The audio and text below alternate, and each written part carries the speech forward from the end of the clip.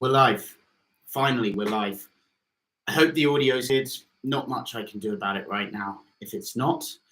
But here I am in Belgrade talking to you from the boutique hotel in Belgrade. So, it's a little bit low down. Maybe I can go high. Look, guys, what I want to talk to you about today is the cure for motivation, right? So, I have had some days in the past couple of weeks where I felt sluggish, I felt lethargic, I felt lazy. And I understand very clearly why this is, right? I know when I'm not working at my peak ability, right? When I'm not reaching excellence in what I'm doing, when I'm missing opportunities to do what I need to do, when I'm wasting time in different ways, I know why it is. And I've told you about it on the last live stream, but it's about ethics. Right? It's about ethics. What are the values that you hold as most important to you? This is literally the answer to your sluggishness, to your underperformance. It's like, what do you value as a man? What do you value? I imagine you value courage, value integrity, you value compassion, you value self-resilience, self-reliance, authenticity, all of these things you value. When you are not living in a way that is in alignment with those values, when you're living not in alignment with those values, you feel lethargic, you feel confused, you feel groggy, you feel demotivated, you feel like you can't have everything you want in the world. When you remember what those values are and you go over them and you look at them and you say, look, I am not living in accordance with what I believe. I am not living in accordance with what I believe. My decisions do not reflect my beliefs. I believe that I should be making myself physically strong and fit and combat ready, to use a Tateism, combat ready. And yet I'm not in the gym, and yet I'm not learning to fight, and yet I'm not eating healthy. I ate a donut this morning. I didn't actually eat a donut, but you get the point. When you're living in accordance with your values, you feel good. When you're not living in accordance with your values, you feel bad. It is that simple. No amount of women can fix your lethargy, your lack of conviction when you're not in accordance with your values. That's when it's an endless pit. You sleep with a girl and you think, oh, you know, she was nice, but that wasn't good enough. I need to do more women, more dates, more this, more that, more money. And every time it doesn't fill the hole, right? Because the hole is that you're out of alignment with your mission and your values. You don't know what to do. You're like, where am I going? What am I doing? Oh, well, might as well fill it with women, right? There's nothing else. But there is something else, right? This is the antidote to nihilism. It's saying, like, what do I actually fucking believe, right? What do I believe in? What are the values that I hold true to myself?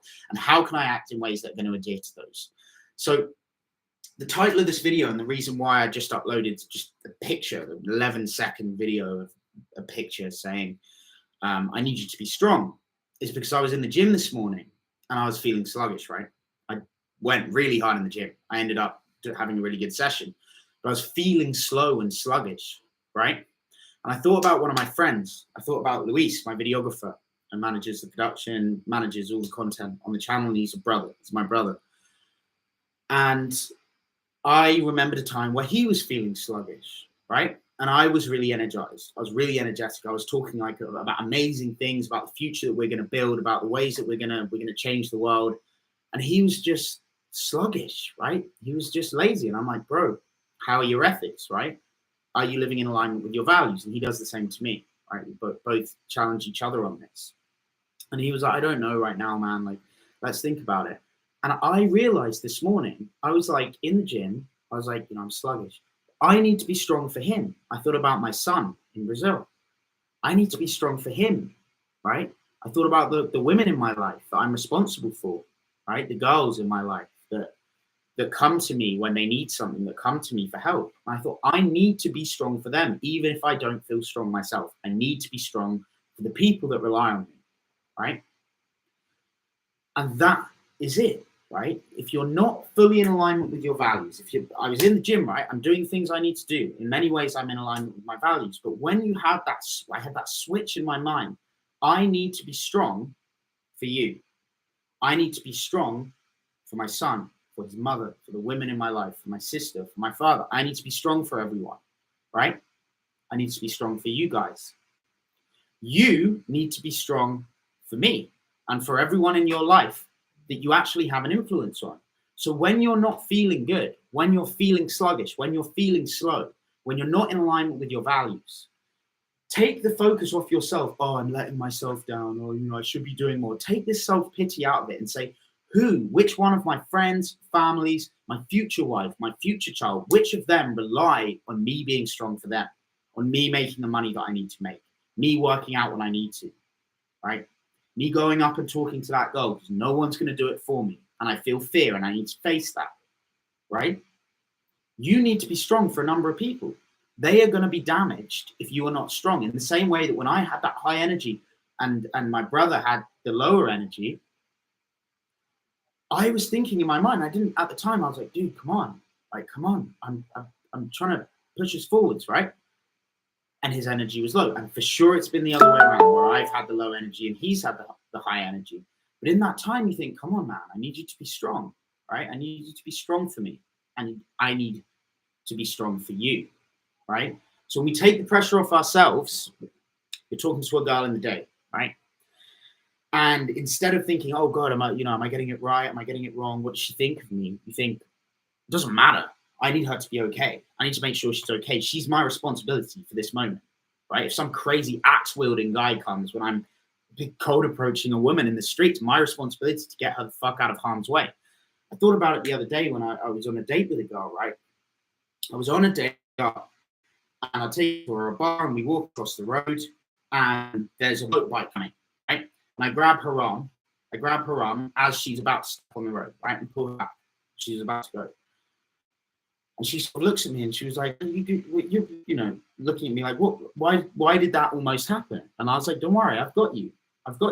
This left arm has seen many things. This is fast reactions on this left arm. You've got to trust this left arm, right? And it turned into a bit of a joke, but it's happened before, right?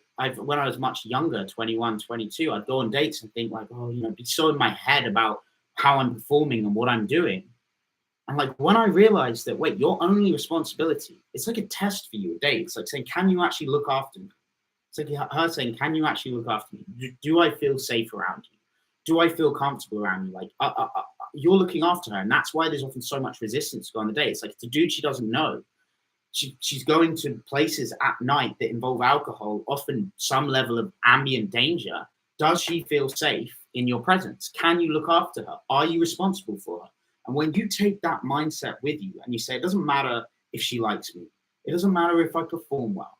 It doesn't matter if I have sparkling conversation. My number one priority is to look after her and make sure she's safe. Even if I don't like her, right? Even if I just want it to end. For that time that you have invited her out and she said yes, and you two are together, she's your responsibility. And as a man, you've got to step up and say, I'm going to make sure she's safe.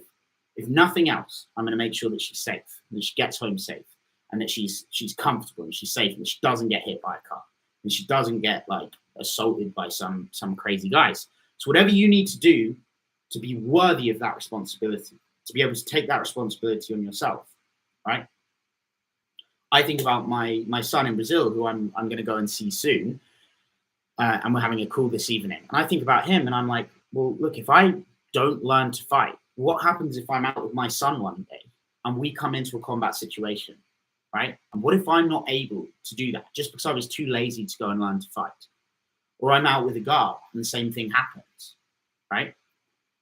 It's not just about you. It's not just about your self-development. It's about the development of your family, of your tribe, of the concentric rings that go out, family, right? The blood and the closest brothers. Then your friends around that, right? Then your community, the people you live around, the people that you like to spend time around. Then the world. Eventually, the last concentric ring is like the actual impact you can make on the world at large. Like, that's your responsibility. So what I mean by I need you to be strong for me, it's not some exit note. Don't worry, I'm not going to Epstein myself. It's me saying, like, that's the mentality that you should have, right?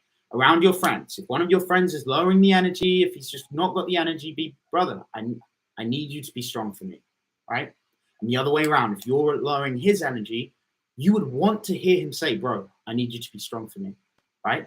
Because when you're feeling victimized, when you're feeling low, when you're feeling emotionally low energy, and someone says, dude, I need you to be, oh shit, you snap out of bed. It's no longer about this person that I love needs me to be strong. I'm no longer distracted by my own self-pity. I'm no longer distracted by my own emotional turmoil, whatever it is.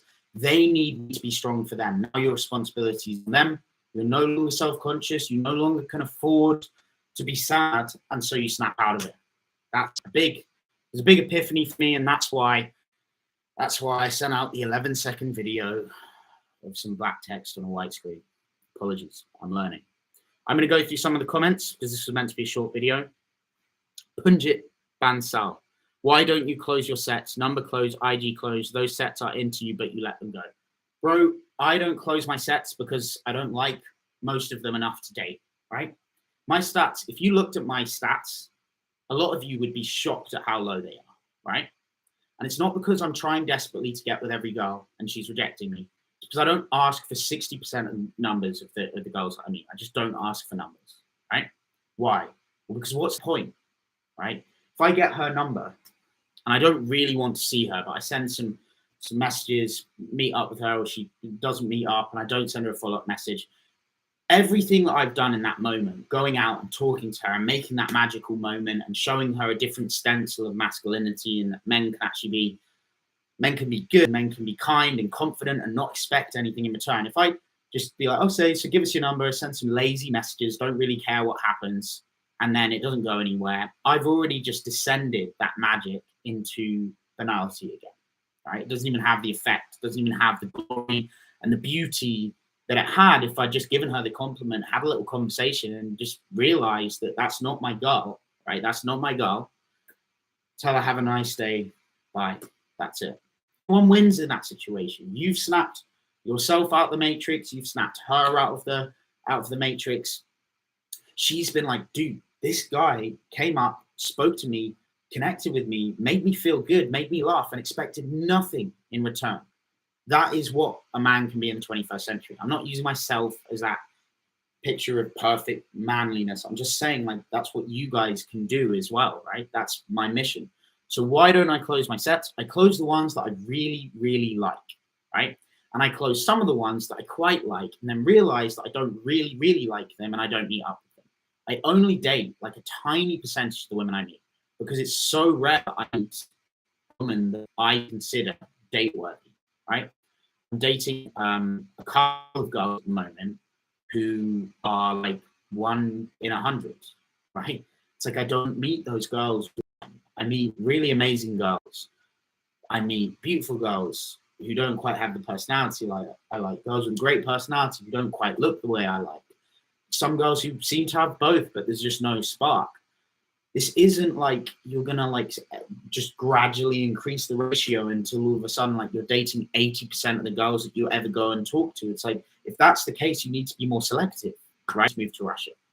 So why don't I close them? Because I don't want to, and I value my time, and I value the time that I have where I'm not working, and I don't want to spend that with people that I don't really, really like, because I don't want to waste their time. I don't want to waste my own time.